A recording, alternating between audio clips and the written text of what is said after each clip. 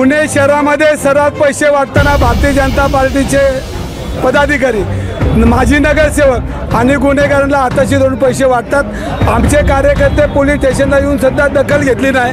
मला नितीन कदमांचा फोन आला, अभय छाछाटांचा फोन आला आणि मी इथं आल्यानंतर पोलीस जमा होत आहेत आणि हे 2 तासपासून यांना नाही, उलट जे पैसे वाटतात ते इथं येऊन फेसबुक लाईव्ह करतात। म्हणजे ही हुकुमशाही दादागिरी आम्ही सहन करणार नाही।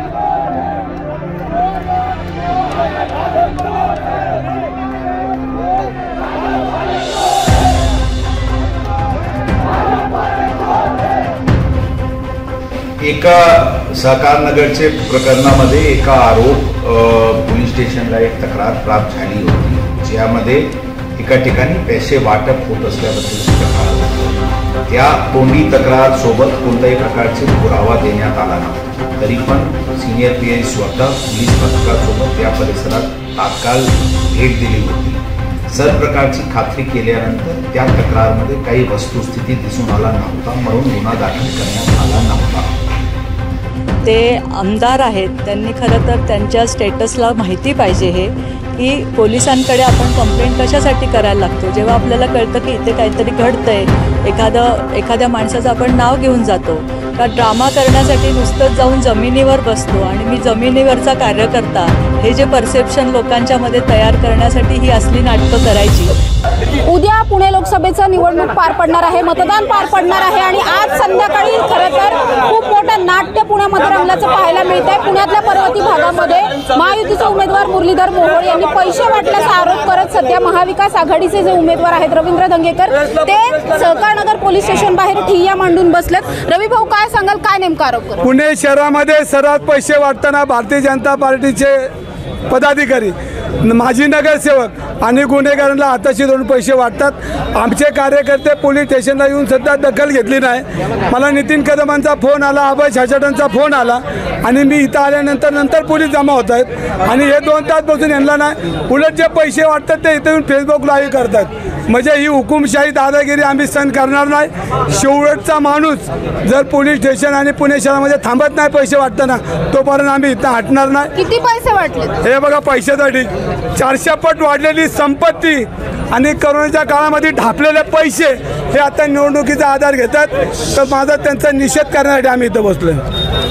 तुमच्याकडे पुरावे आहेत का काही? हे काय पैसे आणि लोक, आमचे कदम 3 भाऊ आहेत, तक्रार करायला 2 तास झाले, अजून तक्रार घेतली नाही।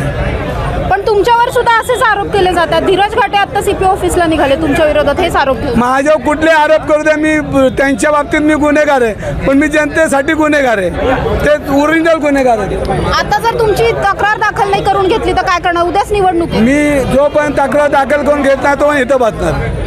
कसब्याच्या वेळेसही अशाच काहीसा प्रकार झाला होता, परत लोकसभेत। कारण हे हुकुमशाहीच्या पद्धतीने निवडणुका लढवतात। लोकशाही यांनी जिवंत ठेवली नाही आणि लोकशाही पोलीस खाता असेल, निवडणूक आयोग असेल, यांनी हायजॅक केलंय। त्यांच्या मदतीने या ठिकाणी पैसे वाटप होतात, निवडणूक हायजॅक केली जाते आणि त्यांचं तंत्र आहे की लोकांवर दबाव टाकायचा, पोलिसांवर दबाव टाकायचा, निवडणुका जिंकायच्या। पण आम्ही अशा त्यांना निवडणुका जिंकून देणार नाही। शेवटी डॉक्टर बाबासाहेब आंबेडकरांनी लिहिलेलं संविधान ह्याचाच आधार घेऊन आम्ही निवडणुका लढवणार। मुरलीधर मोहोळांनी खूप काम केलं असं ते नेहमी म्हणतात। 400 पट पैसे आलेत बाहेर संपत्ती। कोरोनाच्या काळात लोक बेकारी झाले, पण हे 400 पट पैसे मिळवलेत। म्हणजे हे कोरोनाच्या काळातले हे पैसे आहेत। नक्कीच कोरोनाच्या काळात आणि आता हेच पैसे लोकसभेसाठी पैशाचा वापर करून हायजॅक केली जाते असं बोललं जातं आणि ह्याच आरोपावरून सध्या रवींद्र धंगेकर ठिय्या मांडून सहकारनगर पोलीस स्टेशन बाहेर बसलेत आणि जोपर्यंत तक्रार दाखल केली जात नाही तोपर्यंत इथंच बसणार असं देखील त्यांच्याकडून सांगण्यात येते। Top news Marathi. एका सहकार नगरचे प्रकरणामध्ये एका पोलीस स्टेशनला एक तक्रार प्राप्त झाली होती, ज्यामध्ये एका ठिकाणी पैसे वाटप होत असल्याबद्दलची तक्रार होती। त्या तोंडी तक्रार सोबत कोणत्याही प्रकारचे पुरावा देण्यात आला नव्हता, तरी पण सिनियर पीआय स्वतः पोलीस पथकासोबत त्या परिसरात तात्काळ भेट दिली होती। सर्व प्रकारची खात्री केल्यानंतर त्या तक्रारमध्ये काही वस्तुस्थिती दिसून आला नव्हता, म्हणून गुन्हा दाखल करण्यात आला नव्हता। आता काही वेळापूर्वी जे कॅन्डिडेट आहे ते तिथे पोलीस स्टेशनचे परिसरात आलेले आहे, ते बसलेले आहे. त्यांचे म्हणणं आहे की यामध्ये गुन्हा दाखल व्हायला पाहिजे.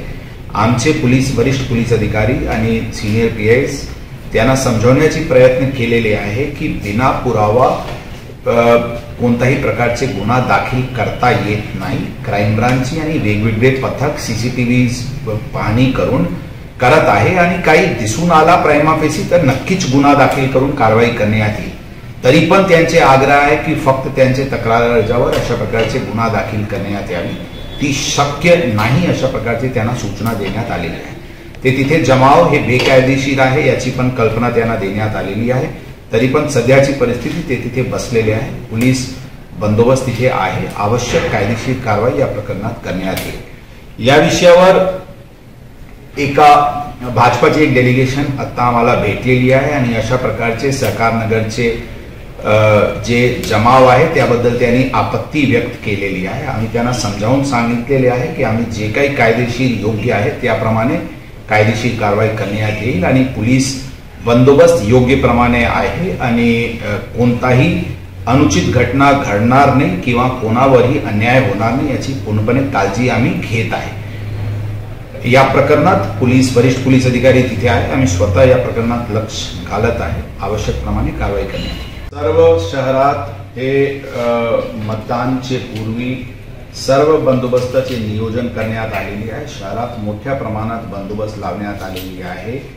2-3 दिवसापासून इंटेन्सिव्ह कोम्बिंग ऑपरेशन आणि प्रेझेन्स वेगवेगळे भागात आहे जेणेकरून कोणीही पैसे वाटप किंवा इतर गैरकायदेशीर कृत्य करणार नाही यासाठी पोलीस दल पूर्णपणे सुसज्ज आहे.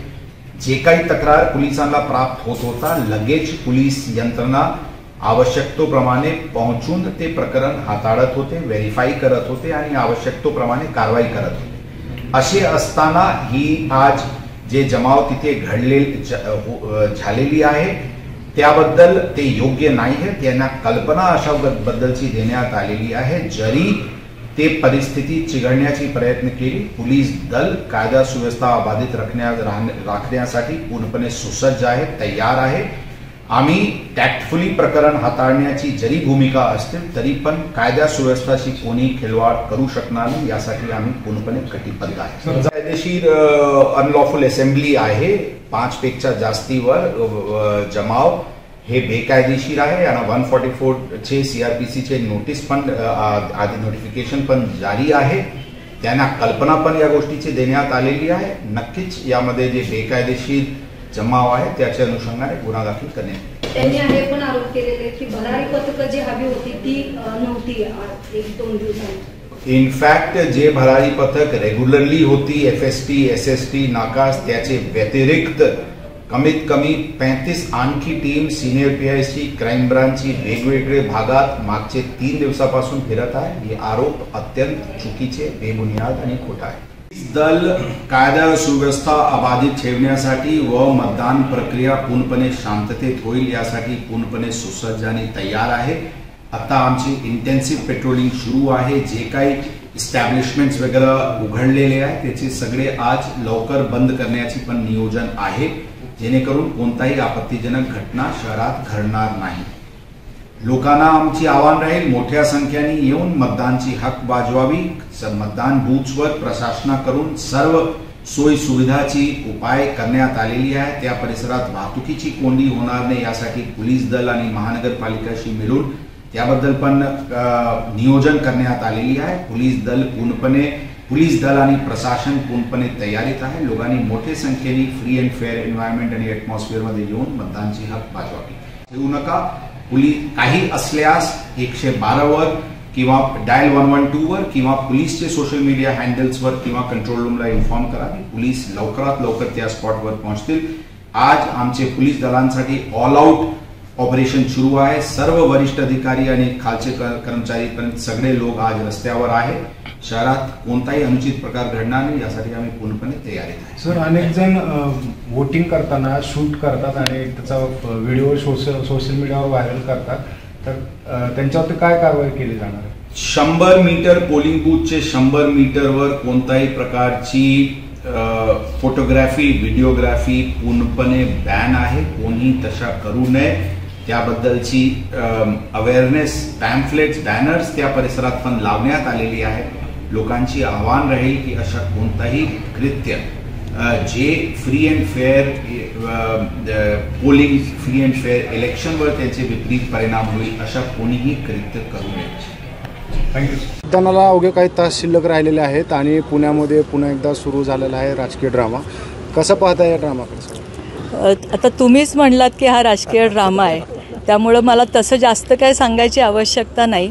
ते आमदार आहेत, त्यांनी खरं तर त्यांच्या स्टेटसला माहिती पाहिजे हे की पोलिसांकडे आपण कंप्लेंट कशासाठी करायला लागतो. जेव्हा आपल्याला कळतं की इथे काहीतरी घडतं आहे, एखाद्या माणसाचं आपण नाव घेऊन जातो का ड्रामा करण्यासाठी नुसतंच जाऊन जमिनीवर बसतो आणि मी जमिनीवरचा कार्यकर्ता हे जे परसेप्शन लोकांच्यामध्ये तयार करण्यासाठी ही असली नाटकं करायची.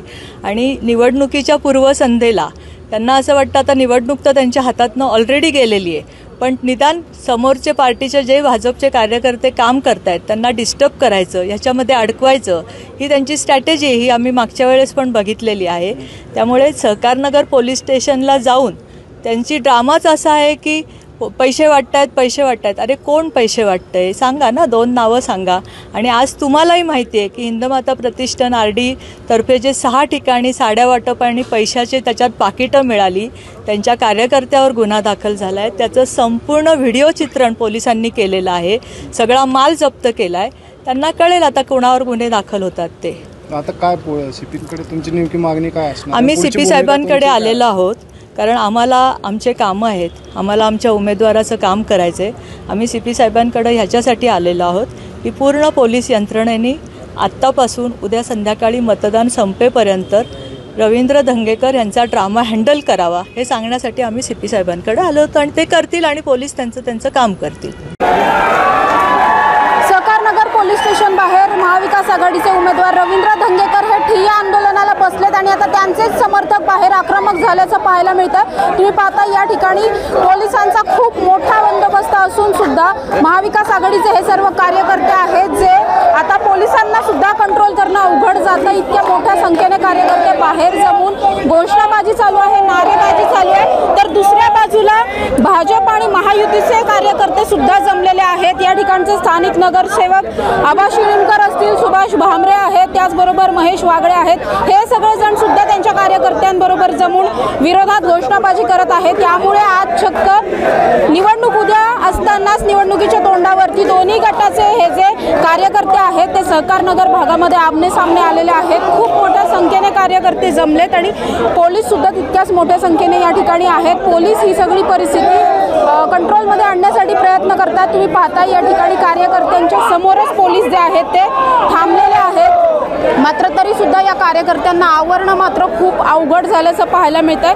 दोन्ही कार्यकर्त्यांकडून दोन्ही गटांकडून एकमेकांवरती पैसे वाटल्याचे आरोप केले जात आहेत. सध्या या ठिकाणी स्मार्तना पाटील असतील पोलीस उपायुक्त, त्याचबरोबर पोलीस उपायुक्त संदीप सिंग गिल हे सुद्धा या ठिकाणी दाखल झालेले आहेत आणि दोन्ही गटाच्या कार्यकर्त्यांना शांत करण्याचं काम सध्या चालू आहे. मात्र अजून तरी हे कार्यकर्ते कुठल्याही पद्धतीने शांत होत नाहीयेत. कार्यकर्त्यांमध्ये प्रचंड तणाव निर्माण झालाय. उद्या सकाळी निवडणुका मतदान आहे आणि त्याच तोंडावरती आज मध्यरात्री ही सगळी घटना घडते. त्यामुळे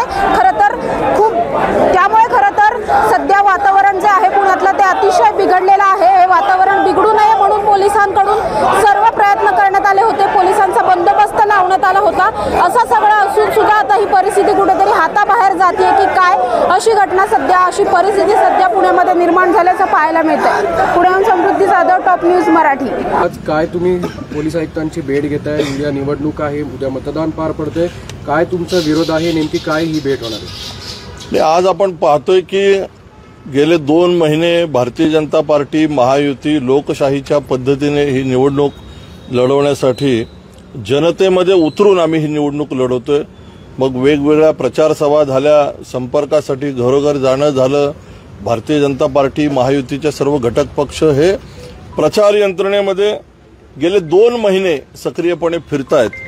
आणि आज आपण पाहतोय की उद्या निवडणूक आहे आणि निवडणुकीच्या आदल्या दिवशी महाविकास आघाडीचे उमेदवार रवींद्र धंगेकर हे त्या ठिकाणी सहकारनगर पोलीस स्टेशनच्या बाहेर जाऊन कांगावा करण्याचा प्रयत्न करतायत. माझं असं म्हणणं आहे की ही निवडणूक आणि या निवडणुकीच्या निमित्ताने त्यांच्या पायाखालची वाळू सरकलेली आहे. महायुतीचा विजय हा पक्का आहे आणि मग मतदारांमध्ये संभ्रम करावा, मतदारांना असं काहीतरी वातावरण निर्मिती करून, कांगावा करून, पोलिसांवरती प्रेशर टॅक्टिक्स करून मला असं वाटतं की ते कायदा सुव्यवस्थेचा प्रश्न निर्माण करतायत. म्हणून आता आम्ही भारतीय जनता पार्टीचे सर्व पदाधिकारी या ठिकाणी आलेलो आहोत आणि आता आम्ही पोलीस आयुक्तांना या संदर्भात निवेदन देतोय की आपण आता पोलीस आयुक्तांनी या संदर्भामध्ये तातडीने कठोर पावलं उचलावीत. एकतर निवडणुकीच्या आदल्या दिवशी अशा पद्धतीने वातावरण निर्मिती करून गढूळ वातावरण करण्याचा हे प्रयत्न करतायत. मुळात आमचा आरोप असा आहे की काँग्रेसचे काही नेते पुण्यामध्ये काही दिवस येऊन दाखल झालेले आहेत आणि आज निवडणुकीच्या निमित्ताने म्हणजे पुण्यामध्ये त्यांना फिरता येत नाही, तर पुण्याच्या हद्दीच्या बाहेर नवले पुलाजवळ कोण काँग्रेसचा बडा नेता त्या ठिकाणी मुक्कामाला आहे, कोण या पुण्याला काँग्रेसला रसद पुरवतंय, कोण झोपडपट्ट्यांमध्ये जाऊन साड्या वाटण्याचा प्रकार करतंय, जेवणावळी घालण्याचा प्रयत्न करतंय.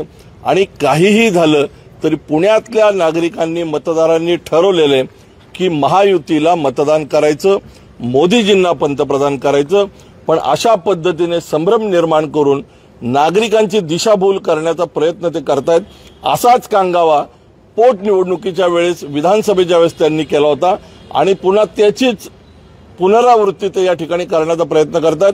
माझ्याकडे काही नावं आहेत, महाविकास आघाडीच्या उमेदवारांच्या बरोबर फिरणारे त्यांचे काही बगलबच्चे आहेत, त्यांची नावं माझ्याकडे आहेत. गणेश नवथरे असतील, गोपाळ आगरकर असतील, योगेश आंदे असतील, अशी अनेक नावं आहेत. 10-12 नावं माझ्याकडे आत्ता आहेत की ही सगळी मंडळी वेगवेगळ्या वस्त्यांमध्ये, झोपडपट्ट्यांमध्ये जात आहेत आणि नागरिकांची दिशाभूल करतायत. नागरिकांना त्या ठिकाणी जाऊन बळजबरीने पैसे वाटप करण्याचा प्रयत्न करतायत. अनेक ठिकाणी परवा आम्ही अशा संदर्भामध्ये पोलिसांकडे कारवाईची मागणी केली. त्यांनी अनेक वस्त्यांमध्ये जाऊन त्या ठिकाणी साड्या वाटण्याचा प्रयत्न केला. माझं म्हणणं एवढंच आहे की लोकशाहीचा उत्सव आहे, हा लोकशाहीच्या पद्धतीने झाला पाहिजे. प्रचाराचा कालावधी संपलेला आहे, नागरिकांनी कुणाला मत द्यायचं हे ठरवलेलं आहे. त्यामुळे तुम्ही असा संभ्रम निर्माण करून, अशा पद्धतीने कांगावा करून काही होणार नाही. पोलीस आयुक्तांनी या संदर्भात कठोर पावलं उचलावी असं आमचं मत आहे. 100% मी म्हणलं ना, कांगावा करतायत, त्यांच्या हातामध्येच काही राहिलेलं नाही आणि ती त्यांची सवय आहे. नौटंकी करणं ही त्यांची सवय आहे. त्यामुळे ते करण्याचा प्रयत्न करतायत आणि दुर्दैवाने त्यांना असं वाटतं की माध्यमांसमोर असं काहीतरी करून लोकांमध्ये संभ्रम निर्माण करावा. पण लोक सुज्ञ आहेत, पुणेकर महायुतीच्या पाठीशी आहेत. पुणेकरांनी ठरवले मोदीजींना पंतप्रधान करायचं आणि मुरलीधर मोहोळांना खासदार करायचं. या ठिकाणी काँग्रेस कार्यकर्ते मोठ्या प्रमाणात आक्रमक झाल्याचं पाहायला मिळतंय. काँग्रेस कार्यकर्ते तुम्ही पाहताय की खूप मोठ्या प्रमाणात पोलिसांनी या कार्यकर्त्यांना प्रयत्न केला, मात्र तरी सुद्धा कार्यकर्ते आक्रमक झालेले आहेत. त्यांच्याशीच बातचीत करणार आहोत. काय सांगा, तुम्ही आंदोलन करताय, बाहेर आतमध्ये तुमचे नेते बसले, तुम्ही ते उचलले. भाजप चोरी करून तानाशाही करायला आलाय, त्याला लाज आहे का? आमच्या समोर डोळ्यासमोर पैसे वाटले त्यांनी आणि पोलीस काय नाही करत आहे. या भाजपला यांनी अटक केली पाहिजे, या कार्यकर्त्यांना सगळ्यांना अटक केली पाहिजे. हा नगरसेवक चोर आहे, यांनी सगळी चोरी पकडली गेली म्हणून तो आता करतोय. काय सांगाल तुम्ही आज? काय सांगाल भाजपच्या महिलाला, भाजपच्या महिलाला, त्या मुरलीच्या महिलाला, नगरसेवकच्या महिलाला ज्या प्रकारे आम्ही पण ते भाजपच्या पदाधिकाऱ्यांच्या प्रकारे मोर्च जमवला व कायदा व सुव्यवस्थेचा प्रश्न निर्माण करण्याचा प्रयत्न केला. जोपर्यंत आम्हाला न्याय भेटत नाही आम्ही कोणी भाजपचे कार्यकर्ते आहेत, या ठिकाणी सगळे काँग्रेसचे कार्यकर्ते आहेत जे आक्रमक झाल्याचं पाहायला मिळतं. या ठिकाणी जोपर्यंत कारवाई होत नाही तोपर्यंत रवींद्र धंगेकर सुद्धा इथेच बसून राहतील आणि आम्ही सुद्धा इथेच बसून राहू. अशा प्रकारची विधानं आणि अशा प्रकारची भूमिका या सगळ्या काँग्रेस कार्यकर्त्यांनी घेतल्याचं पाहायला मिळतंय. पुढे समृद्धी जाधव, टॉप न्यूज मराठी.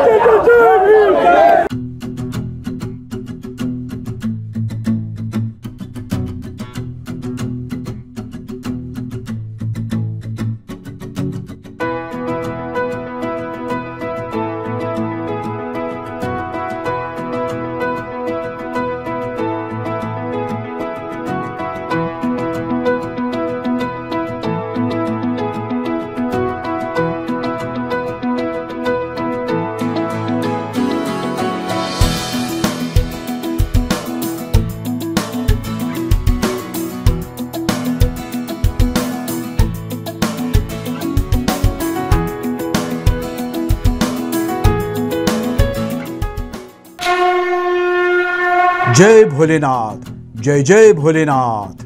गुरुकृपा ट्रॅव्हल्सची सुनियोजित टूर. उत्तराखंड चारधाम दर्शन यात्रा.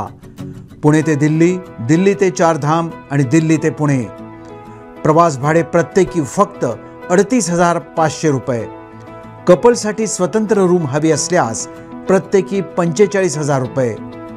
पहिला ग्रुप 10 मे 2024, दुसरा ग्रुप 24 मे 2024 आणि तिसरा ग्रुप दिनांक 6 जून 2024.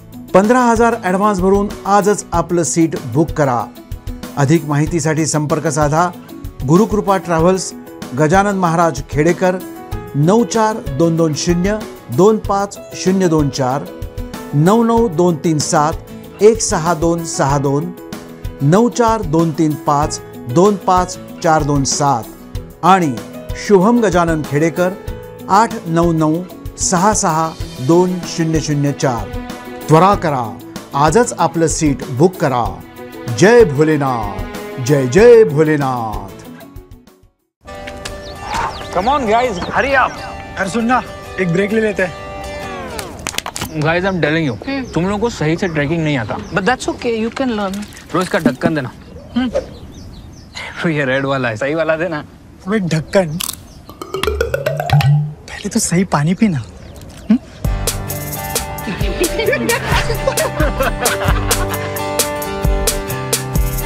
Manikchand Oxyrich, proudly Indian.